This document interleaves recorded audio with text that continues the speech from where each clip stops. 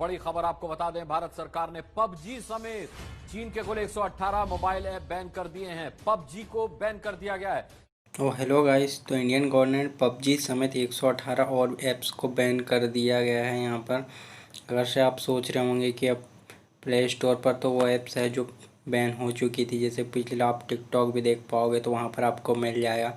साथ में अभी पबजी भी आप प्ले स्टोर में देख पाओगे, या फिर आप किसी भी जगह से अगर से डाउनलोड कर भी लेते हो, उसे कैसे खेलोगे।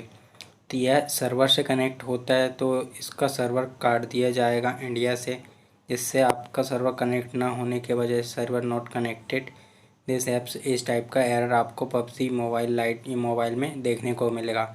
इस कारण से आप पबजी को मोबाइल गेम को आप नहीं खेल पाओगे, मतलब उसका यहाँ से सर्वर यहाँ से काट दिया जाएगा, जिस कारण से आप उस गेम को यूज़ नहीं कर पाओगे। तो जिस ऐप्स को यहाँ से बैन कर दिया गया है, उन ऐप्स को आप किसी भी तरीके से यहाँ पर यूज़ नहीं कर पाओगे। ये बात अलग है कि कुछ लोग इसे वीपीएन के ट्रिक से यूज़ कर पाएंगे, पर मुश्किल होगा ये, क्योंकि यहाँ से जब उसका सर्वर कनेक्शन ही नहीं हो पाएगा तो फिर आप कैसे खेल पाओगे। तो आपको तो ये पबजी मोबाइल को अब भूलना होगा। तो आप आ जाइए फ्री फायर पे।